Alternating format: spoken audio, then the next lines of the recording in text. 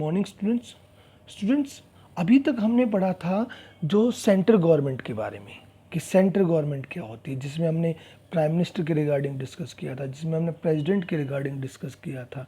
इसके अलावा हमने काउंसिल ऑफ मिनिस्टर्स के रिगार्डिंग डिस्कस किया था। तो अभी हमने नेशनल लेवल पर जो गवर्नमेंट होती है उसका पढ़ा था कि उसका स्ट्रक्चर कैसा होता है, कि नेशनल गवर्नमेंट किस तरह से काम करती हैं, क्या उनकी पावर्स होती हैं। इसके अलावा उनका जो नॉमिनेशन का, उनका जो अपॉइंटमेंट का प्रोसेस होता है वो किस तरह से होता है। आज हम पढ़ेंगे स्टेट एग्जीक्यूटिव के बारे में कि स्टेट में जो गवर्नमेंट होती है वो किस तरह से होती है, किस तरह से वो काम करती है। स्टूडेंट्स, हम अपना टॉपिक स्टार्ट करते हैं स्टेट एग्जीक्यूटिव। तो मैंने आपको बताया था कि ये स्टेट गवर्नमेंट से रिगार्डिंग आता है। देखिए, स्टेट एग्जीक्यूटिव्स इन इंडिया। अच्छा, पहले एक चीज़ देखिएगा कि जो नेशनल गवर्नमेंट का जो स्ट्रक्चर है, सेम वही स्ट्रक्चर स्टेट गवर्नमेंट का भी होता है। ठीक है, दोनों के स्ट्रक्चर में कोई डिफरेंस नहीं है।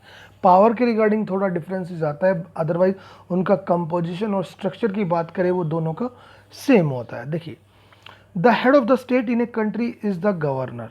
इन a country is the governor who is appointed by the president.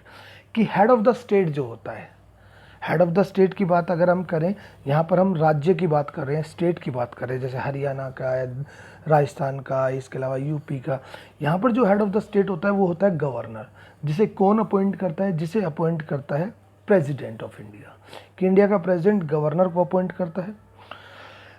हाउर just like the president he is the nominal head. कि प्रेसिडेंट की तरह वो भी नॉमिनल हेड रहता है, कि यानी कि उसके पास भी कोई पावर्स नहीं होती, वो नाम मात्र का एक अध्यक्ष होता है। The real executive authority is vested in the council of minister headed by the chief minister। और रियल पावर किसके पास होती है? रियल पावर होती है काउंसिल ऑफ मिनिस्टर के पास। जिसे कौन लीड करता है? जिसका हेड कौन होता है? Chief minister. तो जो रियल पावर होती है वो chief minister and council of minister के पास होती है। जिस तरह से सेंट्रल गवर्नमेंट में थी कि वहाँ पर प्राइम मिनिस्टर और काउंसिल ऑफ मिनिस्टर के पास पावर्स थी। Okay, the head of the government in A state is the chief minister. देखो, यहाँ पर स्टेट में जो हेड ऑफ द गवर्नमेंट होता है वो सीएम होता है, चीफ मिनिस्टर होता है। और नेशनल लेवल पे कौन होता है? वो प्राइम मिनिस्टर होता है।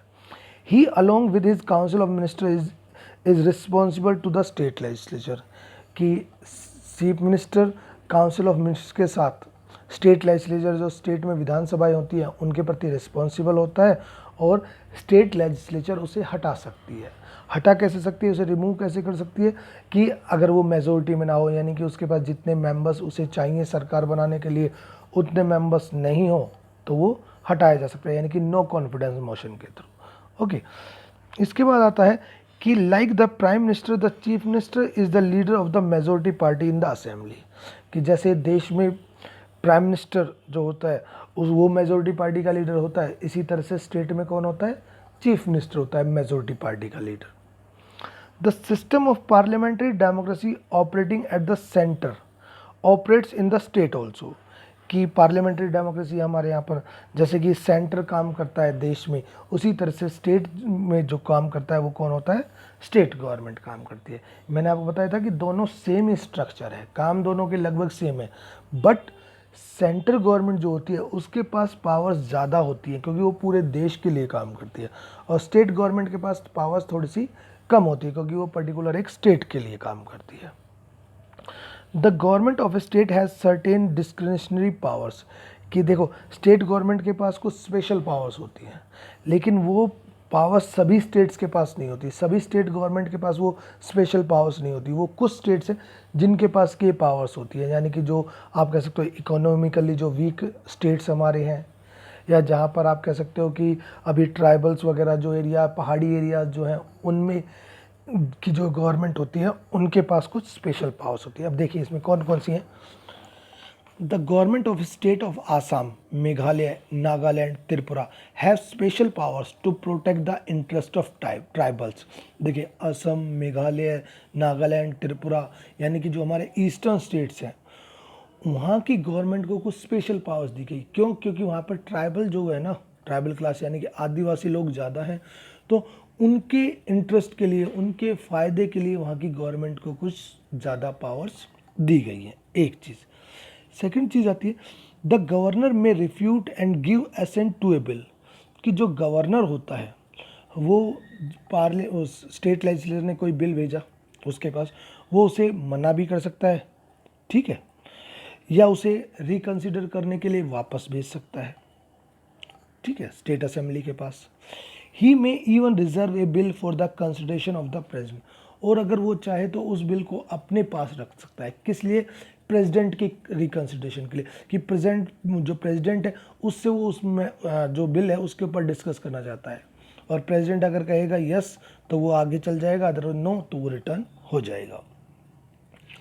According to article 356, the governor of a state may send a report to the centre. देखिए आर्टिकल 356 हमने इमरजेंसी पावर्स पढ़ी थी प्रेसिडेंट की, आर्टिकल 352, 356 एंड 360 के रिगार्डिंग, जिसमें कि जो गवर्नर होता है वो प्रेसिडेंट के पास रिपोर्ट भेजता है स्टेट की, भाई स्टेट में सब कुछ सही चल रहा है या नहीं चल रहा है, गवर्नमेंट अकॉर्डिंग टू कॉन्स्टिट्यूशन काम कर रही है नहीं करे, तो वो पूरी रिपोर्ट प्रेसिडेंट के पास भेजता है। The state government is not working in accordance with the provision of the constitution, कि वो रिपोर्ट भेज देता है, मान लो अगर गवर्नमेंट काम नहीं करे तो नेगेटिव रिपोर्ट भेजेगा कि जो स्टेट गवर्नमेंट है वो कॉन्स्टिट्यूशन के अकॉर्डिंग काम नहीं कर रही। ऐसी कंडीशन में प्रेसिडेंट क्या करता है, in such a situation the president's rule is impose in the state and the governor powers are enhanced. तो ऐसे में क्या होता है कि जो प्रेसिडेंट होता है वो स्टेट में प्रेसिडेंट रूल लगा देता है, राष्ट्रपति शासन लगा देता है, और उस समय जो सीएम होता है उसे रिमूव कर दिया जाता है और सारी पावर्स किसके पास आ जाती हैं, गवर्नर के पास, यानी कि उस समय गवर्नर जो होता है वो स्टेट का हेड बन जाता है, सारी पावर्स वो यूज़ करता है। ओके, ये आर्टिकल 356 में जो स्टेट गवर्नमेंट के रिगार्डिंग होता है। नेक्स्ट है, if no party gets majority in the legislative assembly, कि यदि कोई पार्टी को लेजिस्लेटिव असेंबली में मेजोरिटी नहीं मिलती, मैंने आपको बताया था कि मेजोरिटी कितनी होती है, half plus one, more than half, ठीक है।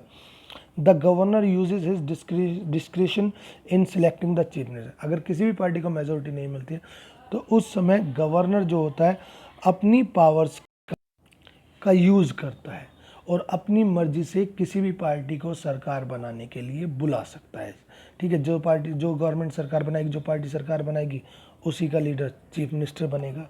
तो ऐसे में वो जहाँ पर मेजोरिटी नहीं होती वहाँ पर जो गवर्नर होता है वो अपनी पावर्स का यूज़ कर सकता है। इसके अलावा एक और है इसमें कि if a government lose majority in the assembly, कि यदि कोई गवर्नमेंट असेंबली में मेजोरिटी को खो देती है तो वो अपनी पोस्ट से हट जाएगी, यानी कि वो वहाँ से रिमूव हो जाएगी, उसे रिज़ाइन करना पड़ेगा, उसकी जगह नई गवर्नमेंट बनेगी। अगर कोई नई गवर्नमेंट नहीं बन पाती है तो वहाँ पर इलेक्शंस दोबारा होंगे। तो ये स्टेट एग्जीक्यूटिव्स का है कि स्टेट गवर्नमेंट और नेशनल गवर्नमेंट, मैंने आपको बताया था कि दोनों सेम है, दोनों में कोई ज़्यादा डिफरेंसेस नहीं होता है। वहाँ पीएम होता है, यहाँ पर सीएम होता है, वहाँ पर प्रेसिडेंट होता है, यहाँ पर गवर्नर होता है, काउंसिल ऑफ मिनिस्टर दोनों में है, ठीक है। ओके स्टूडेंट्स, तो आज हमारा टॉपिक यही था स्टेट एग्जीक्यूटिव्स कि किस तरह से स्टेट में गवर्नमेंट बनती है। और देखो इलेक्शन के सिस्टम की बात करें तो इलेक्शन सिस्टम वही है एफपीटीपी सिस्टम, कि जिस तरह से प्राइम मिनिस्टर के चुनाव होते हैं उसी तरह से यहाँ पर सीएम के चुनाव होते हैं, चीफ मिनिस्टर के चुनाव होते हैं। Okay students, thank you.